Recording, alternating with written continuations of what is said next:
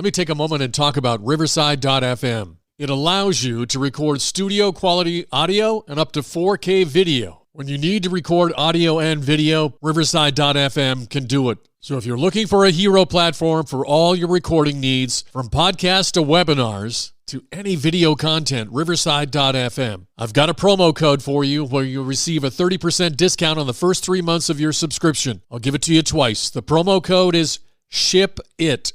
All one word, SHIPIT, and you'll pick up a 30% discount on your first 3 months of your subscription. Riverside.fm. In this episode of the Football History Headlines, we discuss a few Super Bowls that were played, along with a team from New England playing in a bunch of those, and a couple of great quarterbacks celebrate birthdays, as well as many more Hall of Fame legendary stories. All this and more coming up for you in just one moment. This is the Pigskin Daily History Dispatch, a podcast that covers the anniversaries of American football events throughout history on a day-to-day basis. Your host, Darren Hayes, is podcasting from America's North Shore to bring you the memories of the gridiron, one day at a time.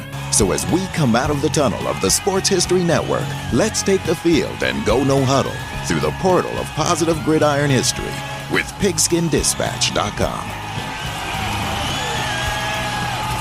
This podcast is part of the Sports History Network, your headquarters for the yesteryear of your favorite sport. You can learn more at sportshistorynetwork.com. Hello, my football friends. This is Darren Hayes of pigskindispatch.com. Welcome once again to the Pig Pen, your portal to positive football history. And we have some great information that we're going to be sharing with you today about the history of the game of football for February 3rd. And on this date, in 1876, Albert Spalding and J. Walker Spalding invested $800 that their mother had given them to start a sporting good company called A.G. Spalding and Brother. According to a story at coxblue.com, the Chicago-based sports store the brothers offered high-quality goods that other manufacturers failed to match. Albert had been playing professional baseball earlier in his adulthood, playing for the Rockford Pioneers, and he was also known to have pitched for the Boston Red Stockings.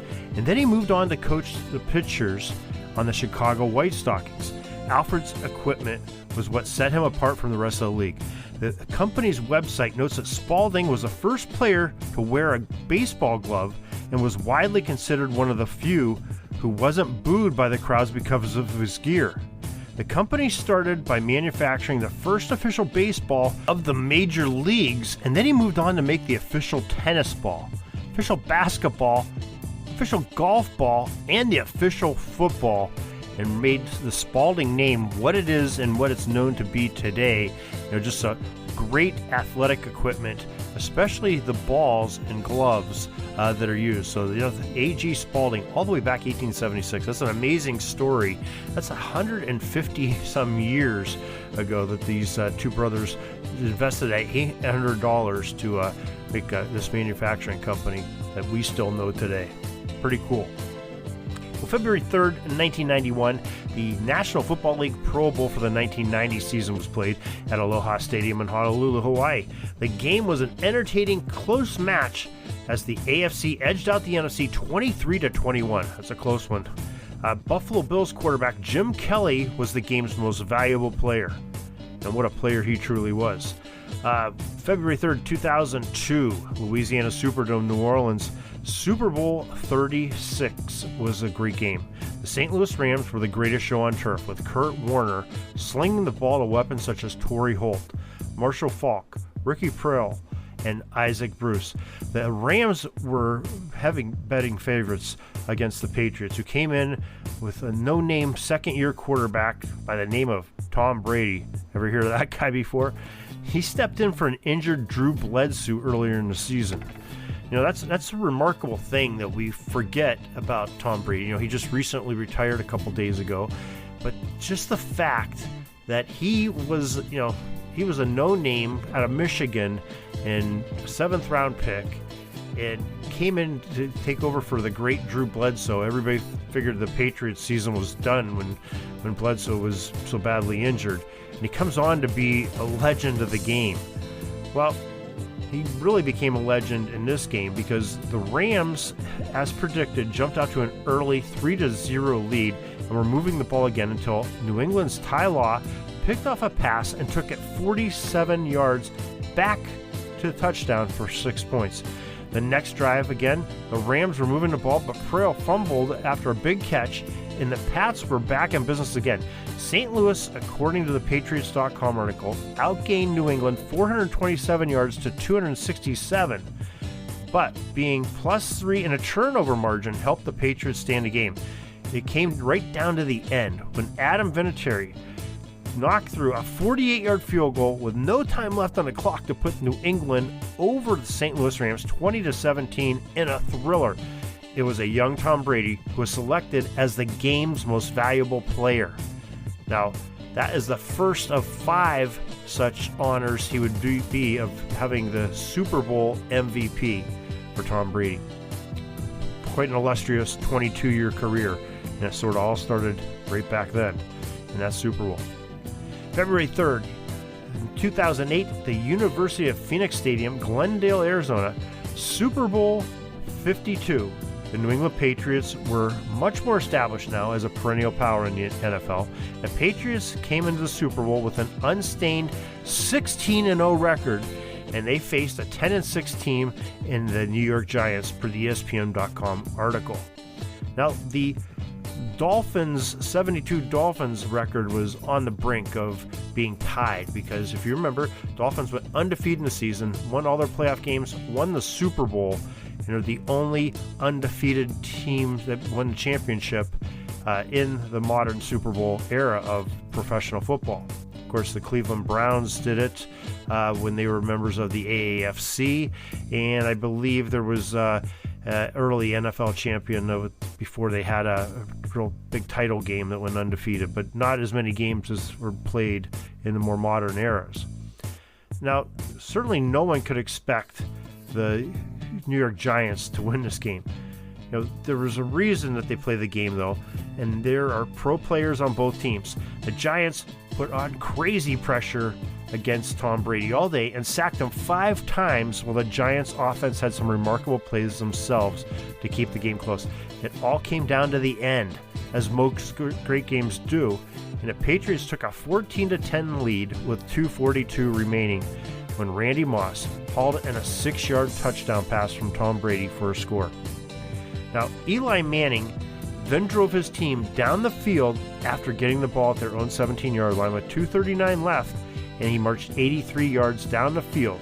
In the game's most memorable play on the 3rd and long, Manning played Houdini and escaped an aggressive Patriots pass rush to launch a strike to wide receiver David Tyree, who leaps up in the air, catches the ball with one hand, pinned to his helmet, falls to the ground, and secured it to the helmet, never moved.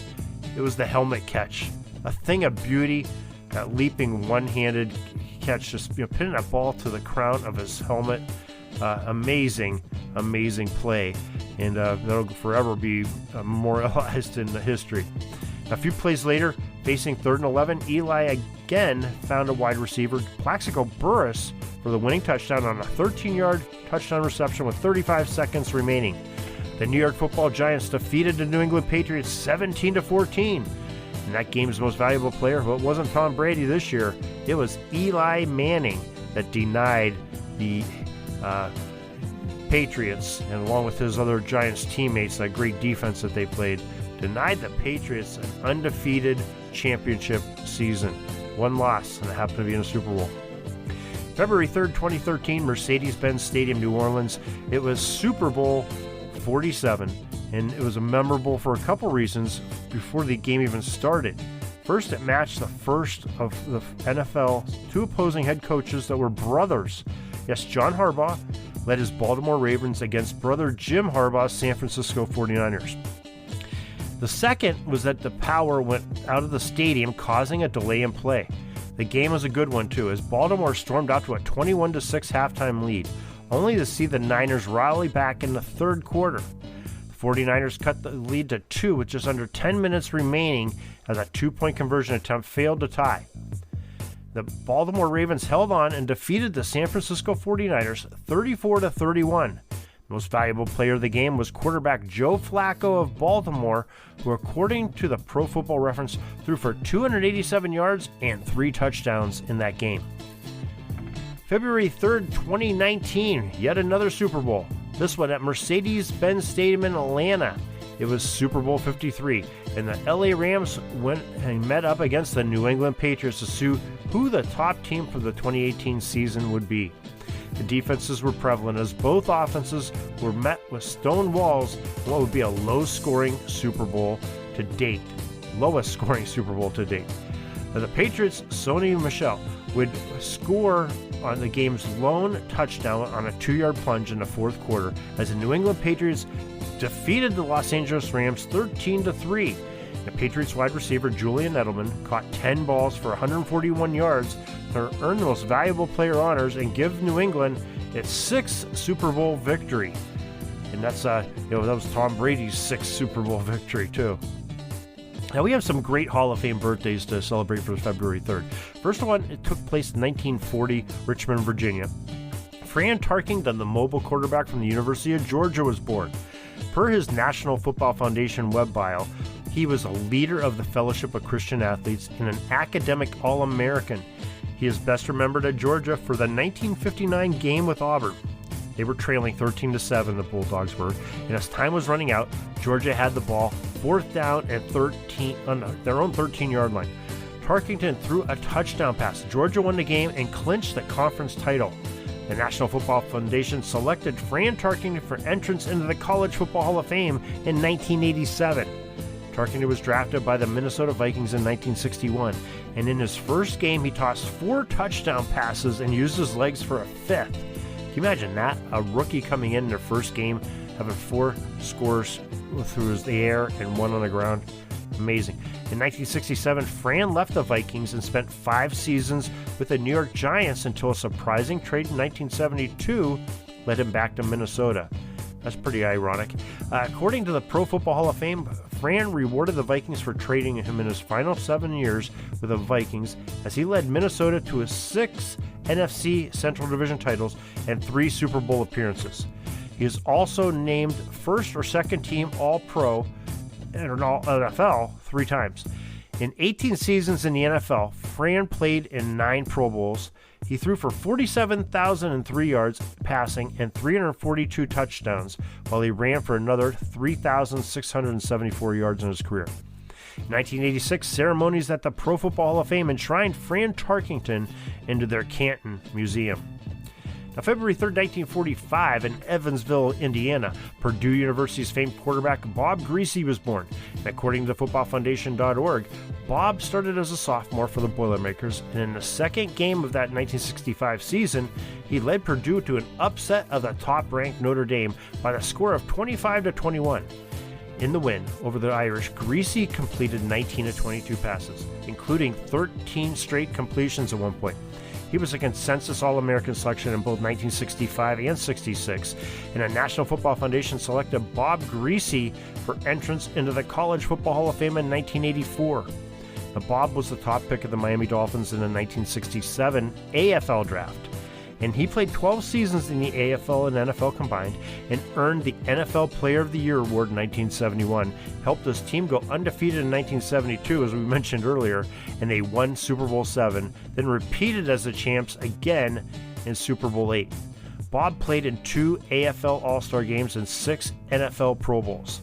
In 1990, Bob Griese received the gold jacket as he was enshrined into the Pro Football Hall of Fame that year.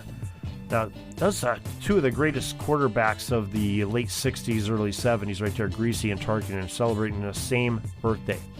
On February 3rd, 1956, we have another birthday. Dallas, Texas, Arizona State University's brilliant wide receiver, John J.J. Jefferson, was born. Though playing out west, away from the spotlight of the Eastern teams, J.J. earned a selection as a 1977 consensus All-American. The National Football Foundation says that Jefferson garnered the eye of the national media when ASU was trailing late in the first half of the Arizona game.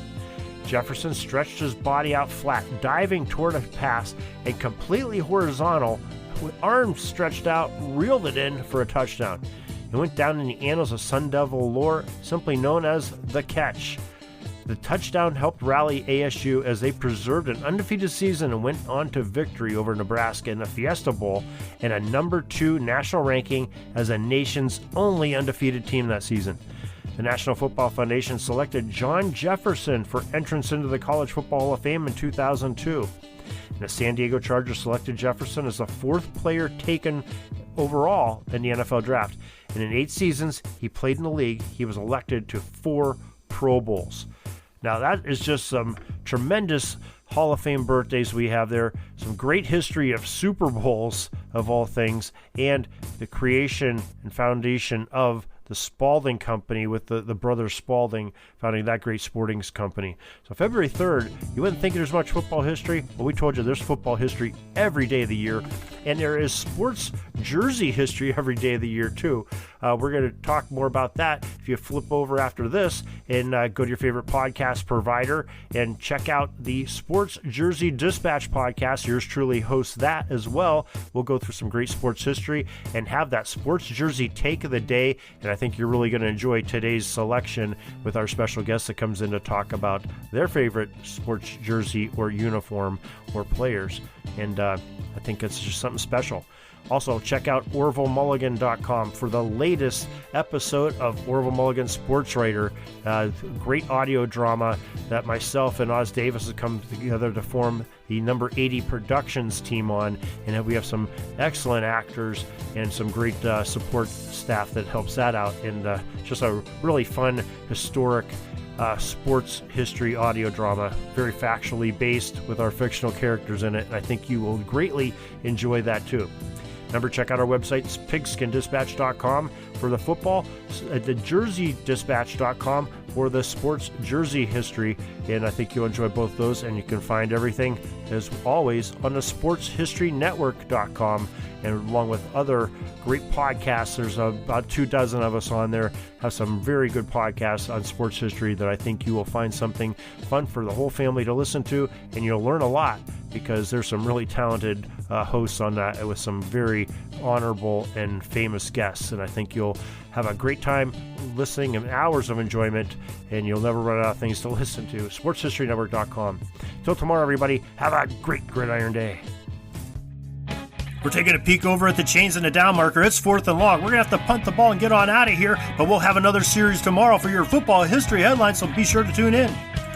We invite you to check out our website, PigskinDispatch.com, not only to see the daily football history, but to experience positive football with our many articles on the good people of the game, as well as our own football comic strip, Cleat Marks Comics.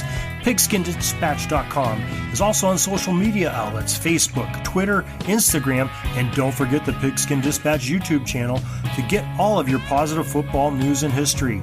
Special thanks to the talents of Mike and Gene Monroe, as well as Jason Neff for letting us use their music during our podcast. PigskinDispatch.com is a proud affiliate of the Sports History Network, the headquarters of sports yesteryear.